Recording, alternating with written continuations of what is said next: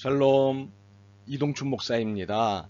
오늘도 여러분의 삶이 주님의 평안으로 가득하시길 기원하며 하나님의 말씀을 나누겠습니다. 오늘 주시는 말씀은 전도서 2장 18절에서부터 26절의 말씀입니다. 이 말씀 중에 18절에서부터 20절을 읽겠습니다. 내가 해 아래에서 내가 한 모든 수고를 미워하였노니 이는 내 뒤를 이을 이에게 남겨주게 됨이라.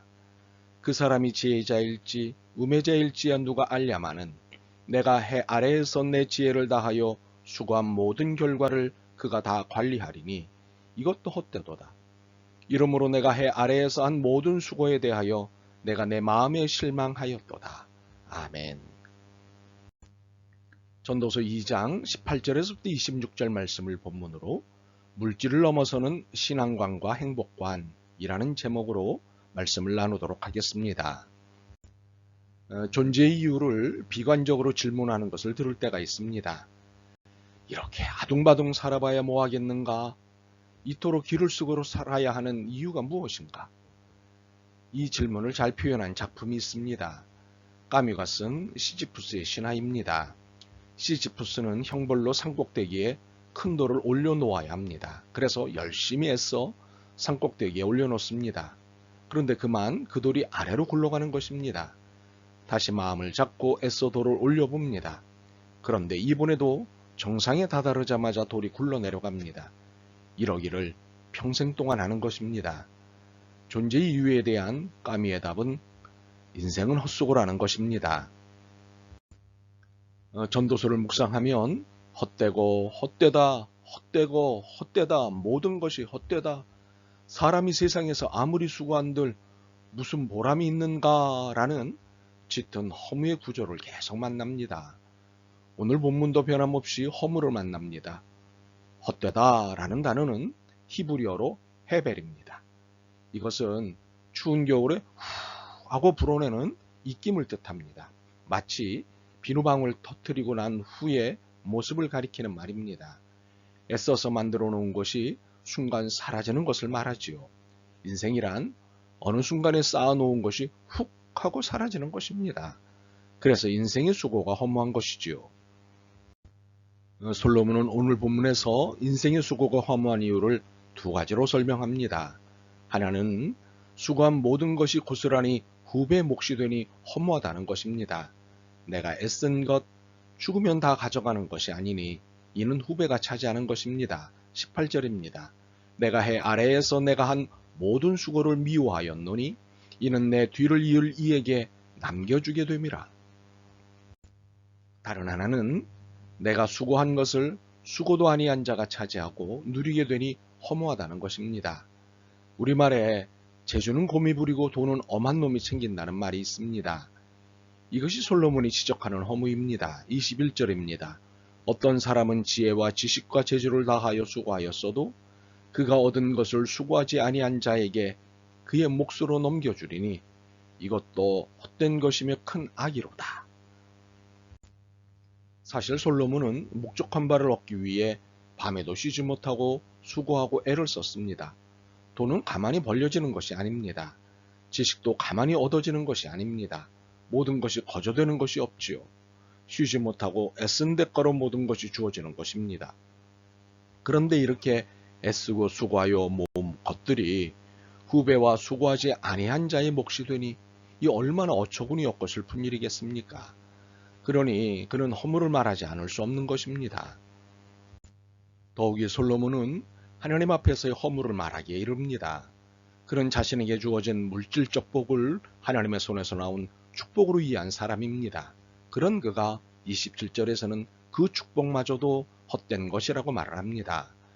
하나님은 그가 기뻐하는 자에게는 지혜와 지식과 희락을 주시나니 죄인에게는 노고를 주시고 그가 모아 쌓게 하사 하나님을 기뻐하는 자에게 그가 주게 하시지만 이것도 헛되어 바람을 잡는 것이로다. 세상에 하나님이 주신 축복을 헛된 것이라고 하다니 감사에 감사를 해도 모자를 판에 이를 헛된 것이라고 하다니 참으로 과격한 고백입니다. 그런데 솔로몬의 이와 같은 고백은 잘못된 고백이 아닙니다.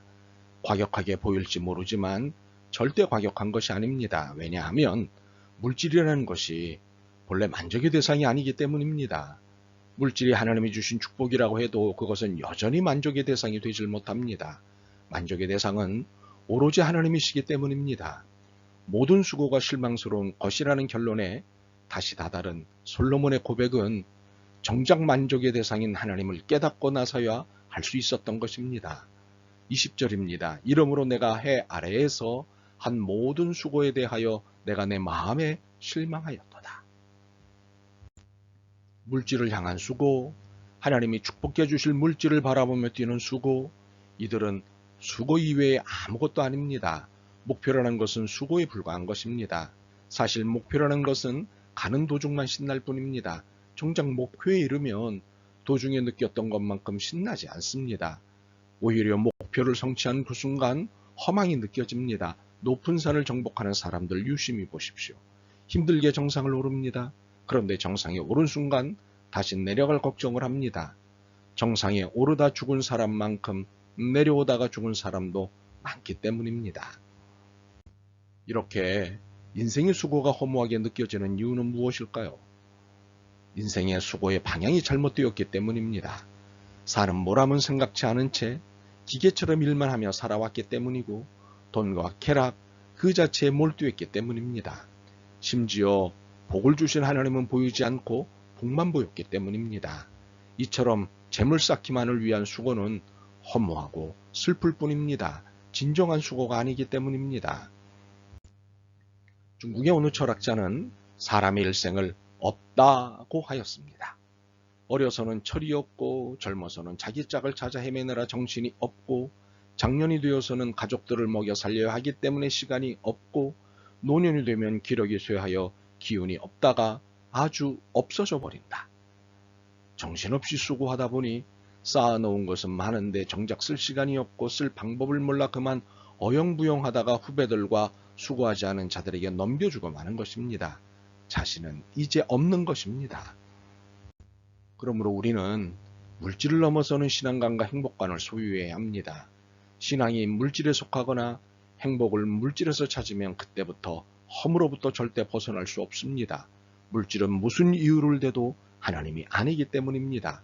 무엇을 먹을까, 무엇을 마실까, 무엇을 입을까 염려하는 것은 신앙인들의 태도가 아니라고 주님은 엄중하게 말씀하셨습니다. 신앙인들은 오히려 하나님의 나라와 의를 구하는 데서 존재의 이유를 찾아야 한다고 말씀하셨습니다. 하나님의 나라와 의를 추구하는 우리는 악의 아들 아불의 기도가 필요합니다. 잠언 30장 7절에서 9절입니다. 내가 두 가지 일을 주께 구하였사오니 내가 죽기 전에 내게 거절하지 마시옵소서. 곧 헛된 것과 거짓말을 내게서 멀리 하옵시며 나를 가난하게도 마옵시고 부하게도 마옵시고 오직 필요한 양식으로 나를 먹이시옵소서. 혹 내가 배불러서 하나님을 모른다 여호와가 누구냐 할까 하오며 혹 내가 가난하여 도둑질하고 내 하나님의 이름을 욕되게 할까 두려워함이니이다. 그렇습니다. 하나님이 보이지 않을 만큼 부자가 돼서는 안 될 것입니다. 하나님이 뒷전이 될 만큼 부자가 돼서는 안 될 것입니다. 이렇게 하나님이 보이지 않고 하나님이 물질에 가려져 계시다면 참으로 슬픈 일입니다. 사실이라면 그 물질은 치워야 합니다. 물질이 하나님을 신앙하는 것을 방해한다면 그 물질을 치워야 합니다. 주님, 우리에게 오직 필요한 양식으로 먹이시옵소서. 이 고백이 우리의 수고를 슬픔에서 기쁨으로 바뀌게 할 것입니다. 아멘. 주님, 너무나 많은 날들을 헛된 수고 가운데 살았습니다. 살고 죽고 먹고 입는 것이 다 주님의 손에 있음을 잊은 채 수고하였습니다. 이 헛된 수고를 불쌍히 여기시고 하나님 나라의 사람답게 오늘의 일용할 양식에 감사하는 삶을 살게 하옵소서. 예수 그리스도의 이름으로 기도드립니다. 아멘. 오늘도 여러분의 믿음과 삶을 응원합니다. 사랑합니다.